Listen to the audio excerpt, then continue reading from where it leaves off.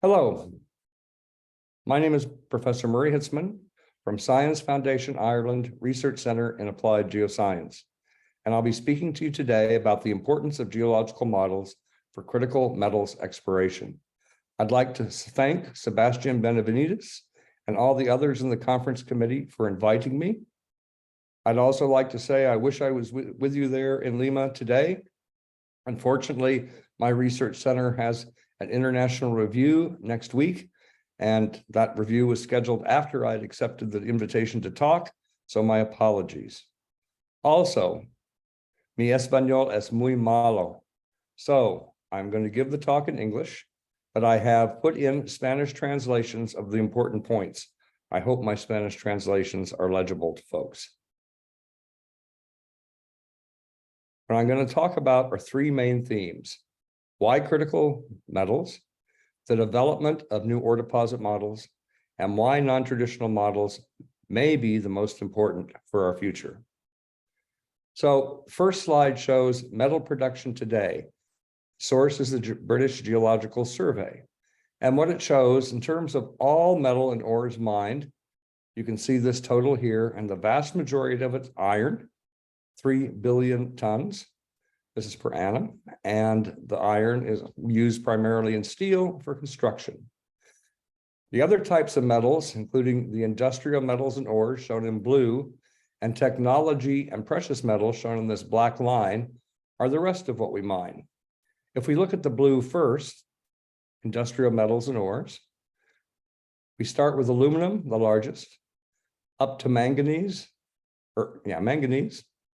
then chrome, then copper,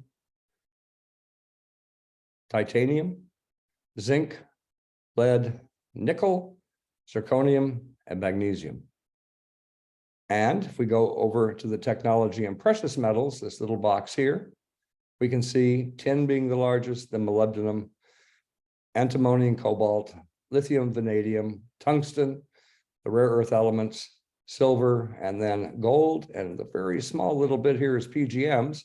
And then even smaller amounts that wouldn't even be a white line on here are other metals, such as gallium, germanium, niobium, tantalum, tellurium. So we have a number of different metals. Peru obviously is a major producer. It produces iron, it produces copper, it produces zinc, it produces lead, certainly produces silver and gold and molybdenum. So you're a major metal producer. What are critical metals? Well, this is going to be covered later today by Professor Bill Chavez, so I won't steal all his thunder and he'll give you a lot more. But these are metals and elements that are critical for our way of life and enable the energy transition. So things that are used in batteries, things that are used in wind, things that are used in solar cells, so renewable energy, things that are used in what's called e-mobility here, traction motors, parts of automobiles, etc. And then things that are used in defense, space, and added communications. So a whole host of other types of materials. This is for the EU, and this has been listed for metals that they think are very high criticality to very low. And as you'll see, this varies quite a bit depending on where you are and who you are. So critical metals vary through time. The image down here, this is the top of the Washington Monument in Washington, D.C. And they obviously wanted to put a very special metal on top, something that was very valuable. So this was placed in 1884. And at that time, this metal, which is aluminum, was the same price as silver. So aluminum was a precious metal. Let's jump ahead to the USA in 2011. This is a group of what was considered critical metals at that time. And you can see here what's on the periodic table, a fairly good number. If we go to 2023, aluminum actually has come back on the USA's list for critical metals. So critical metals vary by time, but they also vary by place. The US, this is in 2018, you can see it had quite a list of critical metals. This is South Korea's from 2020. And this is the EU's currently. You can see that the periodic table has a lot more colored pieces on it. And for Peru, your country, copper is considered by your country a critical metal, as it is, for instance, by the EU. But if we look at all the different countries around the world, there's several metals elements that stand out as everyone thinking they're critical. Right now, it's lithium, which is produced actually in many places around the world, including very close to where you're sitting in Lima. Beryllium, which is actually produced primarily in the United States, even though the US does consider it a critical metal. Manganese, which is produced in many places, but largely in South Africa and Ukraine. Cobalt, gallium, produced mainly in China at the moment. Niobium and tantalum, which commonly occur together. Barium as barite, hafnium, the platinum group elements, and a number of the rare earth group elements, especially praseodymium, neodymium, and dysprosium. So a number of different elements here, and they change. So why critical metals? It really has to do with population. So population, which is shown here in red, as you can see, has grown exponentially since somewhere around the 14th century. And if we look at that population against other things like energy usage, CO2 emissions, and metals, here represented by copper, we can see that about 100 years ago or a little less, everything started going basically asymptotic. And it really is when population started to rise. So the very first of this rise was probably due to communications, the printing press, and advances in health. The next was the Industrial Revolution, then the Agricultural Revolution, then another communications revolution with the internet. So we're on a steep path here, and all these things are tracking together. Let's look at population again, though. So in green shows the growth of population, but in this purple line, you can see the annual growth rate of population peaked in 1968 and is currently on a steep downward climb, which means that population growth will flatten. So how is that going to affect the other pieces? Well, to solve the crises we have now in energy, climate, and biodiversity, we need to actually change these curves, especially CO2. We need that CO2 curve to come down.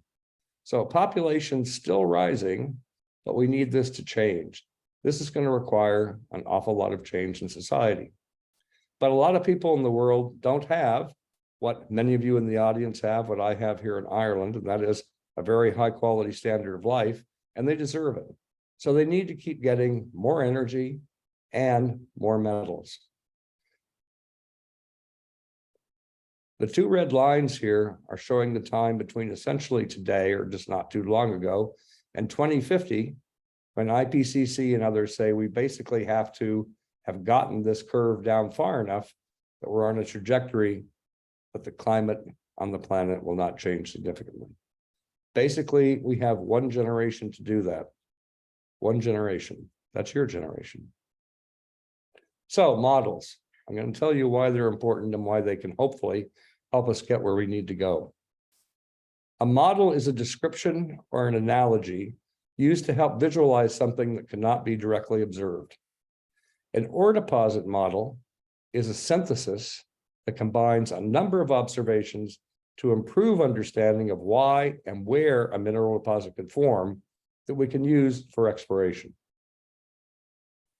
So what sort of things do we actually use to build an ore deposit model? Well, we use things like active analogs, things you've heard about from Jeff Heddenquist in the last couple of days. We do geologic mapping. There was a good talk on that by Andreas Dietrich a day ago. So geologic mapping. We also look at rocks that are unmineralized and those that are mineralized. And we look at regional observations, like, for instance, that all the porphyry coppers you know of in the world, most of them actually cluster along edges where there are subduction zones or where there were subduction zones in the past. We also make detailed paragenetic observations. So we look at things like alteration, which you heard about from Thompson's yesterday. And we also look at things like mineralization, obviously, and timing. Who's cutting whom? What's happening? And in all of these, we look at mineralogy.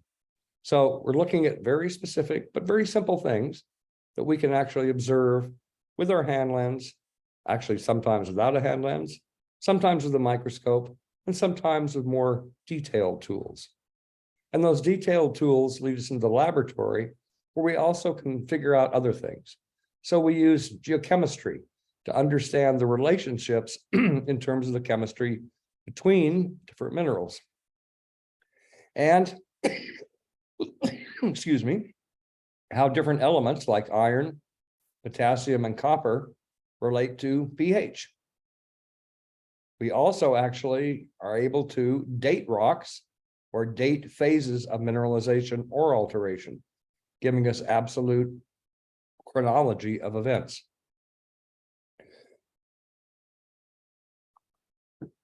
Now we take all this material, all these observations, and we can put them together and build a model. And perhaps the most famous is the porphyry copper model, which was first published by Lowell and Gilbert in 1970. And they took mapping data, such as this, from Bajo de la Umbrera in Argentina. They were mainly working in Arizona, but same idea. They looked at alteration. They looked at mineralization. They looked at mineralogy. They looked at timing. And they looked at lab geochemical data that allowed them to put some of these different minerals they saw into a geochemical space. And they came up with a simple model of alteration, and in this case, mineralization. So Lowell and Gilbert primarily worked in a spatial data set. There was timing in their discussion, but timing's not really shown in their model as such. In 1975, Gustafson and Hunt published what they called the El Salvador genetic model for porphyry coppers. And very importantly, it was a time model. It actually showed a series of different stages or events and how the minerals formed at those different events and how they affected one another through time. This was a real advance. The models got better, bringing in more regional context, like this model from John Dillis and others from the Yarrington district in Nevada, showed a whole series of different porphyry centers and how they interacted with the pluton below, the wall rocks, and the volcanic carapace, and how they also interacted with wall rocks to form things like skarns. So this is a more regional model, bringing together many different observations. And this has been taken even further by Richard Sillitoe and others. And you heard a lot about this from Dave Cook recently on one of the talks. But here we've brought porphyry coppers into really a tectonic environment, and we can see them holistically in time and space and across the planet. The porphyry copper model is probably the best ore deposit model we've developed, and it is really impactful in helping us find and explore for and mine these deposits. I'll take another model briefly, the model for iron oxide copper gold deposits. I was involved in an early stage of this model back in 1995. The schematic is shown here. As you can see, it doesn't actually show time as well, even though time was talked about in the paper. But that model, with increasing data, a lot more examples, and certainly increasing sophistication of the techniques that have been used to study these deposits and how the detail has come out from those studies, have led to many workers refining the model. And a recent synthesis is by Roger Skiro in 2022, which now breaks the deposit type into several different classes, including the arc-hosted IOCGs that you have there in Peru, and shows again here through time how they form. So it's space and time, and in this case, different tectonic environments. So a nice model. Unusual types of some critical metals require new deposit models. So in porphyries were relatively new, if you want to call it that, in the 1950s, and a number of companies, including Kennecott, Anaconda, Southern Peru Copper, actually Freeport, etc., looked at porphyries, studied them, and mapped them, and came to develop models. And eventually these coalesced in the Lowell Gilbert model. IOCGs really stem from the 1975 discovery of the Olympic Dam deposit, which was so unusual, it really forced a lot of geoscientists, economic geologists, to try and understand why this deposit formed, because it was so impactful. And that started a series of models from there, which culminated in our 1990s paper. Magmatic nickel, people have been working on models from the 1970s, even before really, but the real good models started developing from them.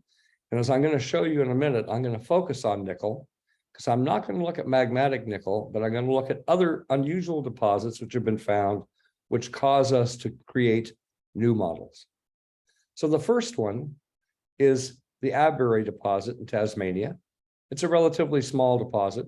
It was recognized to be hydrothermal, and it actually was mined from 2006 to 2009.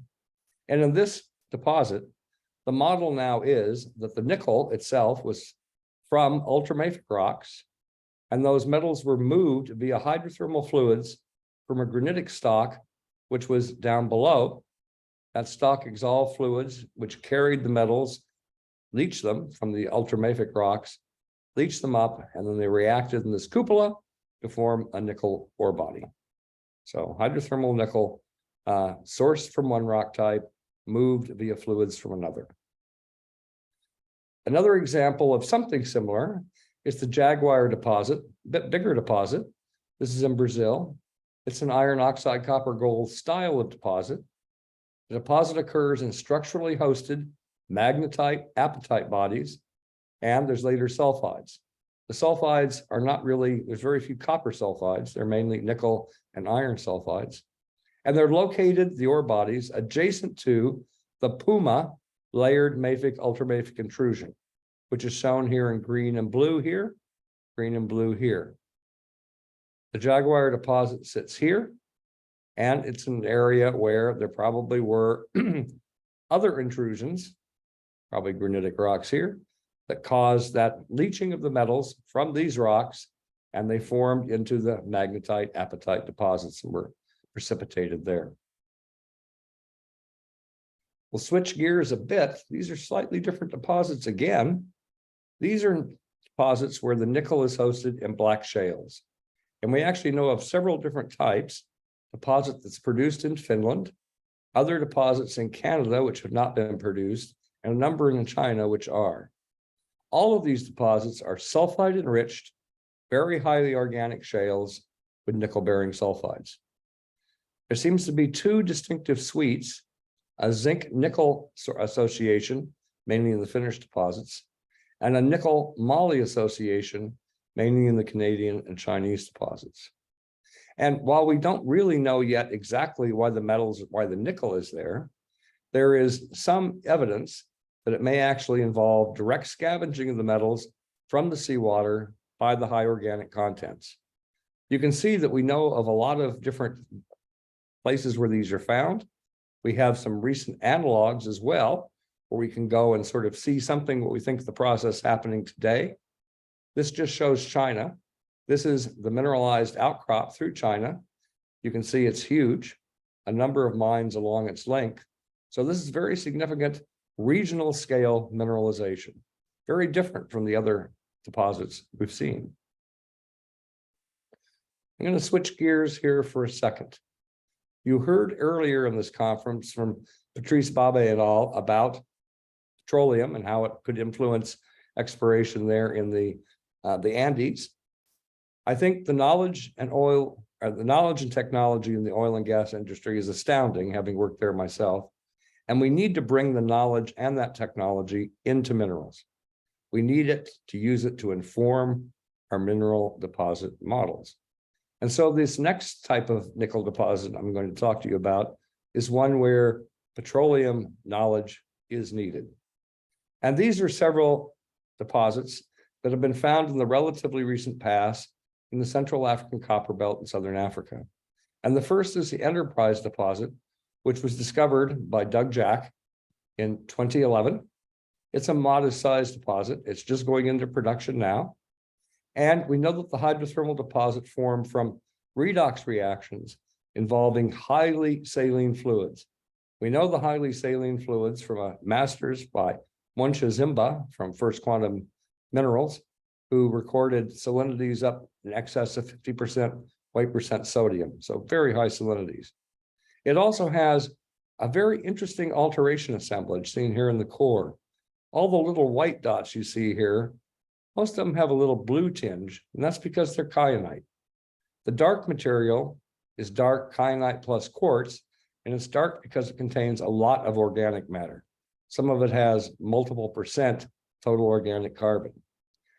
There's also veins cutting this of quartz plus kyanite, and here are the sulfides. So, abundant hydrothermal kyanite. Hydrothermal kyanite is not a mineral you read about very often in the literature. It's not really supposed to exist, but it clearly does. And the nickel deposit, as we can see, forms in these gray zones, which are areas that have high carbon, and it forms in some sort of graben. And while this model is probably the best that could be produced from the drill holes we have, we know it's not right. It'll be very interesting to see when they actually mine into here what this thing really looks like. It will help improve our model dramatically. So watch this space in a year or two. But what was interesting is after working at Enterprise, we went back and looked elsewhere around the copper belt and found that, in fact, nickel had been found in other places and was in the literature. The old Shinkolobwe uranium deposit actually had relatively abundant nickel, though it wasn't produced. At Menda, relatively near Shinkolobwe, a number of drill holes we relogged, and it has very large zones of greater than 1% nickel. Again, doing the work on this, one of my master students, Stefan Ball, he was able to determine that these deposits also formed by redox reactions involving high salinity fluids. And this deposit had the same mineralogy in terms of its nickel as Enterprise did. So from this, we can start to develop a new model. We also were able to see that both Enterprise and Menda and Shinkolobwe weren't unique in and of by themselves. There actually are a number of different places that have nickel that are known, and areas that sort of define different parts of the Copper Belt District. So we know this isn't a one-off. It's something that's happening in multiple places, probably actually at multiple times. And so it really is deserving of a new ore deposit model on its own. So new ore deposit model still under construction. And what are some of the facets that we can use in that construction? Well, these nickel sulfide deposits are characterized by vasite, bravoite, and millerite. And these are nickel minerals that are not common in magmatic nickel systems. So they're different. The nickel sulfides are grown with kyanite, quartz, and or dolomite or magnesite. So again, very different gang minerals to other nickel deposits, and some that are quite unusual, like kyanite. The nickel sulfides appear to be precipitated due to redox change. Nickel sulfide seems to post-date salt diapirism and be synchronous with orogenic activity. It has no relationship with magnetism. We do not know the source of the nickel, but we suspect it probably is from ultramafic rocks in the basement beneath the deposits. So we have reasonably good or robust ore deposit models for many metals, but we lack good models for some others, especially those are used in smaller amounts. So I've just turned here to a couple, ones where we have very few good models: cobalt deposits, gallium, germanium deposits, and tellurium deposits. And I'm going to actually focus initially, or I'm going to focus in this talk on cobalt. So one of the world's only primary cobalt producers, where cobalt is the main metal produced, in at least an industrial setting, is Bouazer in Morocco. Bouazer is actually a district which contains a number of different deposits, not all of which are being mined currently, but all of them sit within this zone, a structural zone running through here, which is characterized by the black rock, which is serpentinite, and gabbros and volcanosedimentary rocks in green, and these are thought to be part of an ophiolite. So this represents an ancient suture. It's been intruded by quartz diorites in blues, and then later, more felsic rocks, these granodiorites. So if we look, and this is what the deposit looks like underground, serpentinite on this side, diorite on this side, and basically in the contact zone, a series of veins which have been deformed, which is where the cobalt sulfides sit. So the cobalt source here, I'm sure there's not really much doubt, was in this case the ophiolite, but it could also be a layered intrusion, one could imagine. The fluid source, from all sorts of different determinations in the laboratory, are later intermediate plutons. The conduit was this contact, and then veins along that contact and going out from that contact. And what actually trapped the metals is not quite known, but it appears to be temperature decrease and/or fluid mixing with meteoric water. And you'll note this model has some similarity to the model that was developed for the Abberry nickel deposit. Now, if I think about this model, what I'm looking for are ultramafic rocks cut by later intrusions, or intermediate to felsic intrusions. And that should happen in a lot of places. There's a lot of ophiolites. There's a lot of ultramafic intrusions, many of which are cut by intermediate composition plutons.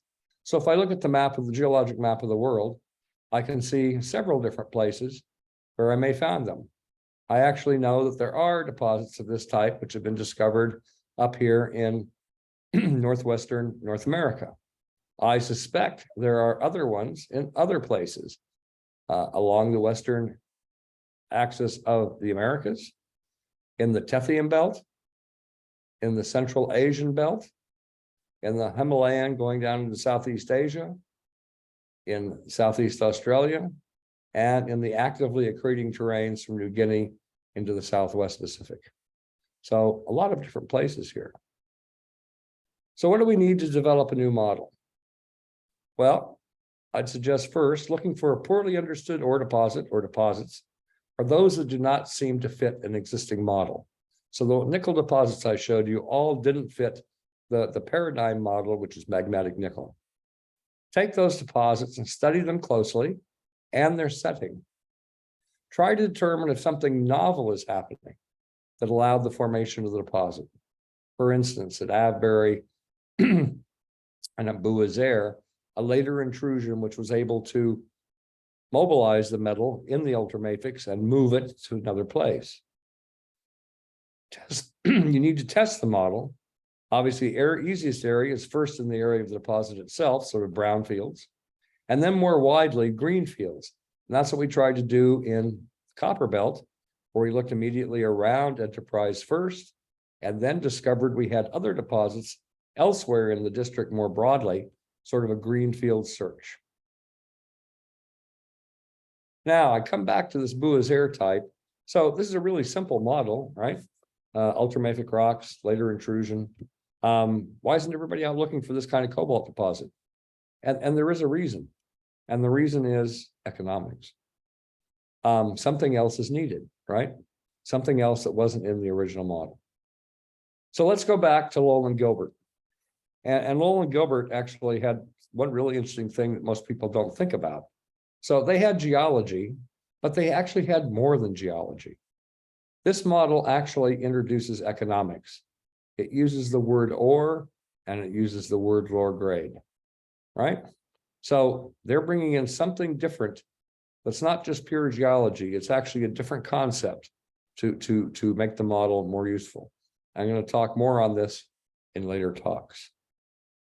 But let's go back right now to geology plus models, these geology with something else, and think about some other different things you might look at. So many critical metals are actually produced as byproducts. And those would include things like tellurium in porphyry coppers, and gallium, which is mainly produced from bauxite deposits or the production of aluminum.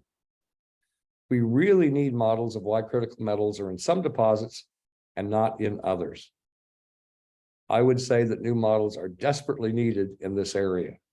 I'm aware that people are working on this. I know people at the USGS have been thinking about it for a number of years. I know there's a number of major companies that are also looking at this, but I don't think there's enough research on this in academia. A lot of this research in some ways goes into geometallurgy, but it's beyond that. And we need to take that knowledge and bring it into our geological models. And then extending even further, where are most of the metals today?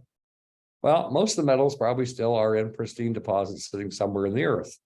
But more and more, because of our activities, many of our critical metals, especially the trace metals, end up in waste. We really need models and technologies to enable us to recover them. But to build these models, we're going to require a number of people besides just geologists.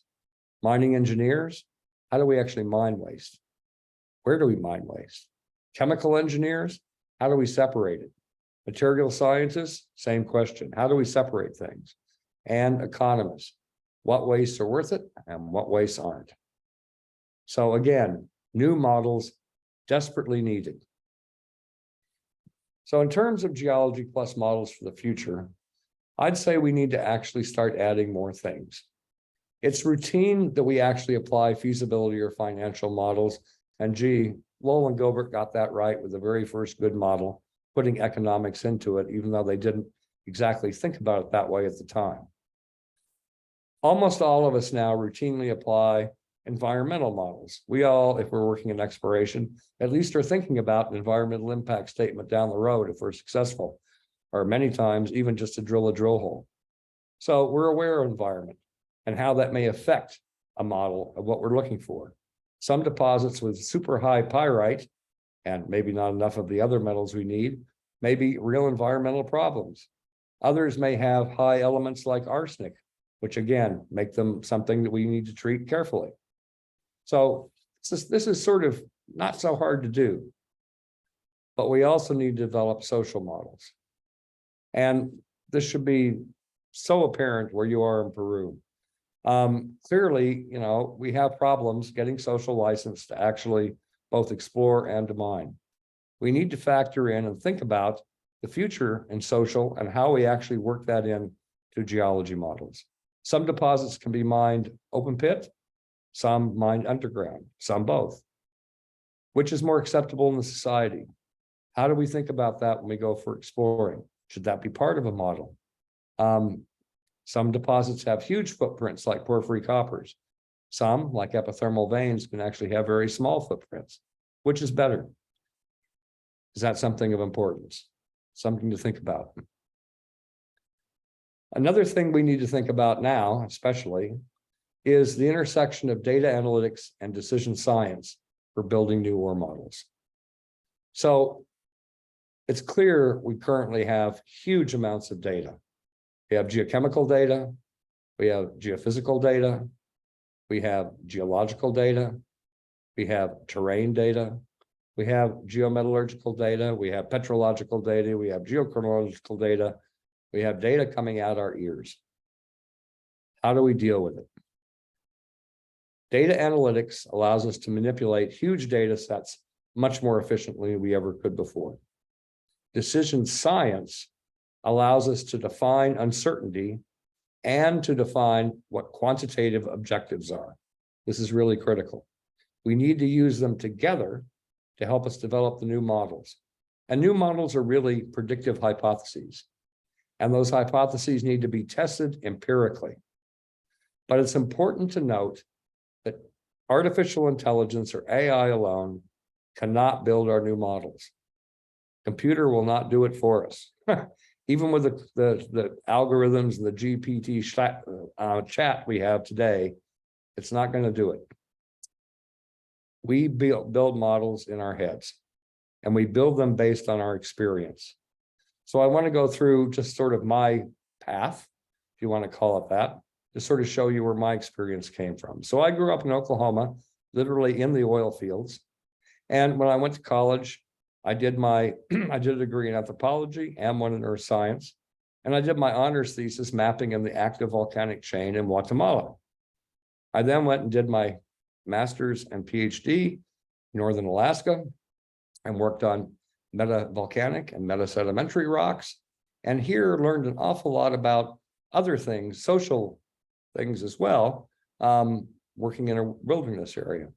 I went from there to Chevron and worked around the world. Here I am in Papua New Guinea, looking for porphyries and epithermal deposits. Again, learning a lot about geology, but also about the social aspects. And at Chevron, I didn't just do ore deposit geology. I also dabbled in petroleum geology and certainly worked with a lot of petroleum geologists and engineers. I ended up with Chevron in Ireland, where I was lucky enough or worked hard enough to find a zinc mine, shown here at Lachine. And during that process, learned a huge amount about environmental impact statements, about all the legal framework, and about social aspects of doing a development. So from there, I took a really sharp turn and did something different. To learn more about the legal framework, I went to Washington, worked in the Senate and in the White House, and then took a really sharp turn and went to academia and spent 20 years developing a research project in Southern Africa in the Copper Belt.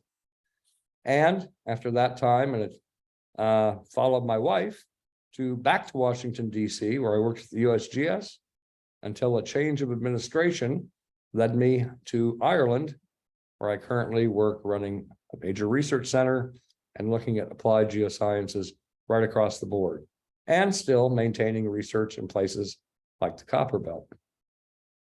So here's all of you. You create models based on your experiences. And your experiences are a lot of different things. Your field work, your work in the laboratory, your work in finance and economics, your work in the environmental area, and your work in social things. You need all these things together to build a geology plus model these days. And because there's so many different things, this is one reason teams are the right way to go to build the new models for the future, the geology plus models. So I always find that sometimes a change of view can help things. And one of the things I always do is look at things different ways. So here's that same map of the world that I started out with, and now it's just turned on its head.